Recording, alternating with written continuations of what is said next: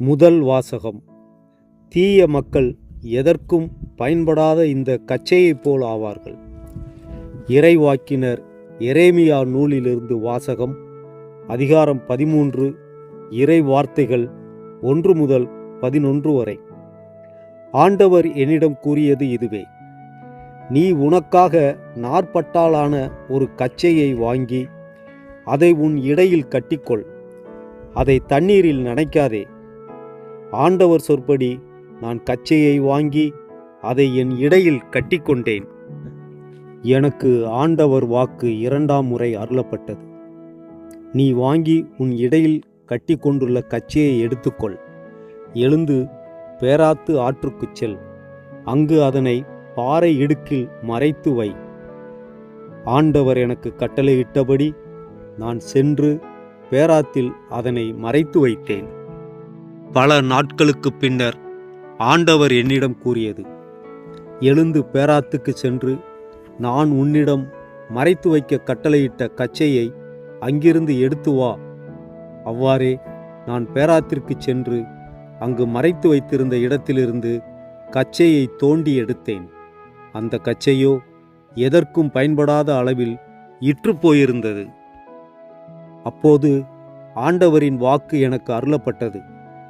ஆண்டவர் கூறுவது இதுவே: இவ்வாறே யூதா எருசலேமின் ஆணவத்தை அழிப்பேன். என் சொற்களுக்கு செவி கொடுக்க மறுத்து தங்கள் இதய பிடிவாதத்தின்படி நடந்து வேற்று தெய்வங்களை பின்பற்றி அவற்றிற்கு ஊழியம் செய்து வழிபட்டு வரும் இத்தீய மக்கள் எதற்கும் பயன்படாத இந்த கச்சையைப் போல் ஆவார்கள். கச்சை ஒருவரது இடையோடு ஒட்டியிருப்பது போல இஸ்ரேல் யூதா வீட்டார் யாவரும் என்னோடு ஒன்றிருக்கச் செய்தேன். அவர்கள் எனக்கு மக்களாகவும் பெயராகவும் புகழாகவும் மாட்சியாகவும் இருக்கச் செய்தேன். அவர்களோ எனக்கு செவிசாய்க்கவில்லை என்கிறார் ஆண்டவர். ஆண்டவரின் அருள்வாக்கு. இறைவனுக்கு நன்றி. பதிலுரை பாடல். பல்லவி.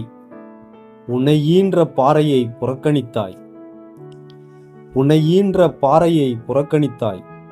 உன்னை உருவாக்கிய கடவுளை மறந்துவிட்டாய். தம் மைந்தரும் தம் மகளிரும் தமக்கு சினமூட்டியதை ஆண்டவர் கண்டு அவர்களை இகழ்ந்து ஒதுக்கினார். பல்லவி. உன்னை ஈன்ற பாறையை புறக்கணித்தாய். அவர் உரைத்தார்: எனது முகத்தை அவர்களிடமிருந்து மறைத்துக் கொள்வேன். அவர்களது முடிவு என்னவென்று நான் கவனித்துக் கொள்வேன். ஏனெனில் அவர்கள் கேடுகெட்ட தலைமுறையினர், நேர்மை அறவே அற்ற பிள்ளைகள். பல்லவி. உன்னை ஈன்ற பாறையை புறக்கணித்தாய். இல்லாத தெய்வத்தால் எனக்கு எரிச்சலூட்டினர். அவர்களின் சிலைகளால் எனக்கு சினமூட்டினர். ஒன்றுமில்லாத இனத்தால் அவர்களுக்கு எரிச்சலூட்டுவேன். மதிகெட்ட வேற்றினத்தார் அவர்களுக்கு சினமூட்டுவேன். பல்லவி. உன்னை ஈன்ற பாறையை புறக்கணித்தாய். நற்செய்திக்கு முன் வாழ்த்தொலி. அல்லேலூயா, அல்லேலூயா. தம் படைப்புகளுள் நாம் முதற்கனிகள் ஆகும்படி உண்மையை அறிவிக்கும் வார்த்தையால் நம்மை ஈன்றெடுக்க அவர் விரும்பினார். அல்லேலூயா. நற்செய்தி வாசகம். கடுகு விதை வளர்ந்து வானத்து பறவைகள் அதன் கிளைகளில் வந்து தங்கும் அளவுக்கு பெரிய மரமாகும். மத்தேயு எழுதிய தூய நற்செய்தியிலிருந்து வாசகம். அதிகாரம் 13, இறை வார்த்தைகள் 31 முதல் 35 வரை. அக்காலத்தில் இயேசு மக்களுக்கு எடுத்துரைத்த வேறு ஓர் உவமை. ஒருவர் கடுகு விதையை எடுத்து தம் வயலில் விதைத்தார். அவ்விதை எல்லா விதைகளையும் விட சிறியது. ஆனாலும் அது வளரும்போது மற்ற எல்லா செடிகளையும் விட பெரியதாகும். வானத்து பறவைகள் அதன் கிளைகளில் வந்து தங்கும் அளவுக்கு பெரிய மரமாகும். விண்ணரசு இக்கடுகு விதைக்கு ஒப்பாகும். அவர் அவர்களுக்கு கூறிய வேறு ஓர் உவமை. பெண் ஒருவர் புளிப்பு மாவை எடுத்து 3 மரக்கால் மாவில் பிசைந்து வைத்தார். மாவு முழுவதும் புளிப்பேறியது. விண்ணரசு இப்புளிப்பு மாவுக்கு ஒப்பாகும். இவற்றையெல்லாம் இயேசு மக்கள் கூட்டத்துக்கு ஓமைகள் வாயிலாக உரைத்தார். ஓமைகள் இன்றி அவர் அவர்களோடு எதையும் பேசவில்லை. நான் ஓமைகள் வாயிலாக பேசுவேன், உலகத் தோற்றம் முதல் மறைந்திருப்பவற்றை விளக்குவேன் என்று இறைவாக்கினர் உரைத்தது இவ்வாறு நிறைவேறியது. ஆண்டவரின் அருள்வாக்கு. கிறிஸ்துவுக்கு புகழ். திருப்பாடல் 139. ஆண்டவருடைய எல்லாம் அறியும் தன்மை, எங்கும் நிறைந்திருக்கும் தன்மை, நம்மை உருவாக்கிய அன்பு, நம்மை வழிநடத்தும் கிருபை ஆகியவற்றை காட்டுகிறது. இதன் அடிப்படையில் இன்றைய ஜெபம். அன்பின் பரலோக பிதாவே, நீர் என்னை ஆராய்ந்து அறிந்திருக்கின்றீர். என் உட்கார்தலையும் எழுந்திருக்குதலையும் நீர் அறிந்திருக்கிறீர். என் நினைவுகளை தூரத்திலிருந்தே புரிந்து கொள்கிறீர். ஆண்டவரே, என் நாவில் சொல் பிரவாததற்கு முன்னே அதையெல்லாம் நீர் அறிந்திருக்கிறீர் என்பதற்காக உமக்கு நன்றி.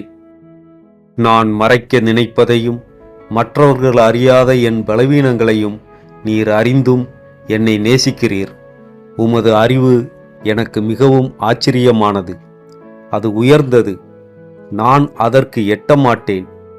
என்னை முழுமையாய் அறிந்த ஆண்டவரே, உமக்கே நன்றி. ஆண்டவரே, உம்முடைய ஆவிக்கு மறைவாக எங்கே போவேன்? உம்முடைய சமூகத்தை விட்டு எங்கே ஓடுவேன்? நான் வானத்திற்கு ஏறினாலும் நீர் அங்கே இருக்கிறீர். நான் பாதாளத்தில் படுக்கை போட்டாலும் நீர் அங்கேயும் இருக்கிறீர். என் வாழ்வில் இருளான நாட்களிலும் தனிமையான நேரங்களிலும் நீர் என்னோடு இருக்கிறீர். இருள் கூட உமக்கு முன் இருளாய் இருப்பதில்லை. இரவும் பகலைப் போல் வெளிச்சமாயிருக்கிறது. ஆண்டவரே, நான் தூரமாய் போனாலும் நீர் என்னை கைவிடாததற்காக நன்றி. உமது வலதுகரம் என்னை பிடித்திருப்பதற்காக நன்றி. இன்றும் உமது பிரசன்னத்தில் நான் நிலைத்திருக்க உதவி செய்யும். என் தாயின் கற்பத்தில் என்னை காப்பாற்றினீர். உமது கிரியைகள் அதிசயமானவைகள். நான் மறைவிடத்திலேயே உண்டாக்கப்பட்ட போதும் என் எலும்புகள் உமக்கு மறைவாயிருக்கவில்லை. நான் உருவற்றிருந்த போதே உமது கண்கள் என்னை கண்டது. என் நாட்கள் உண்டாகும் முன்பே அவைகள் அனைத்தும் உமது திருச்சட்டத்தில் எழுதப்பட்டிருந்தது. உமது எண்ணங்கள் எனக்கு எவ்வளவு அருமையானவைகள்! அவைகளின் எண்ணிக்கை எவ்வளவு அதிகம்! அவைகளை நான் எண்ணப்போனால் மணலை பார்க்கிலும் அதிகமாம். என்னை திட்டமாய் நோக்கமாய் அன்பாய் படைத்த தேவனே, என் வாழ்வை குறித்த உமது நோக்கத்தை நான் நிறைவேற்ற எனக்கு கிருபை தாரும். உலகத்தின் மீட்பரே, என் இருதயத்தில் உமக்கு பிரியமில்லாத எண்ணங்கள், கசப்புகள், பாவங்கள் இருந்தால் என்னை மன்னியும். என் இருதயத்தை சுத்தகரியும். தேவனே, என்னை ஆராய்ந்து என் இருதயத்தை அறிந்து கொள்ளும். என்னை சோதித்து என் சிந்தனைகளை அறிந்து கொள்ளும். வேதனை உண்டாக்கும் பாதை என்னிடத்தில் உண்டோ என்று பார்த்து நித்திய வழியிலேயே என்னை நடத்தும். இன்று முதல் என் நாவு, என் நினைவு, என் நடக்கை, என் குடும்பம் அனைத்தும் உமக்கு பிரியமாயிருக்கட்டும். என் மீதமுள்ள வாழ்நாள்களை உமது மகிமைக்கென்று பயன்படுத்தும். ஆமேன்.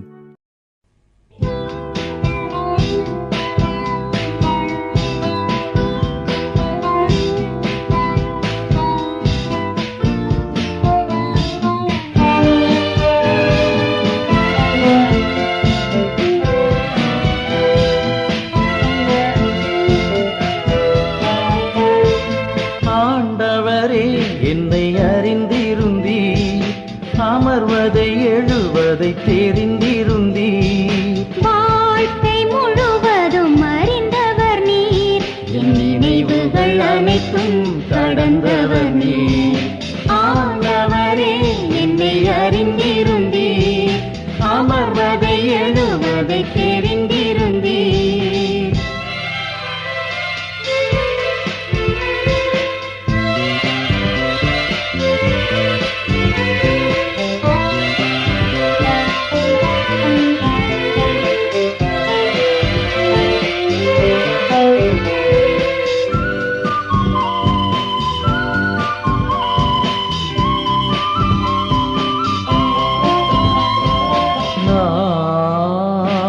நடப்பதும் படுப்பதும் செல்லும் வழிகளும் நீர் அறிந்திருந்தென்னை சூழ்ந்திருந்தீர்.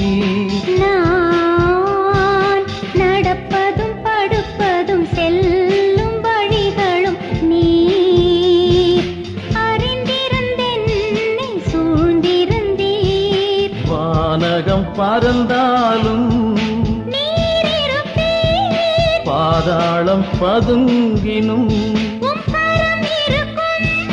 வானகம் பறந்தாலும் நீர் இருப்பீர். பாதாளம் பதுங்கினும் கரம் இருக்கும். கடல்களில்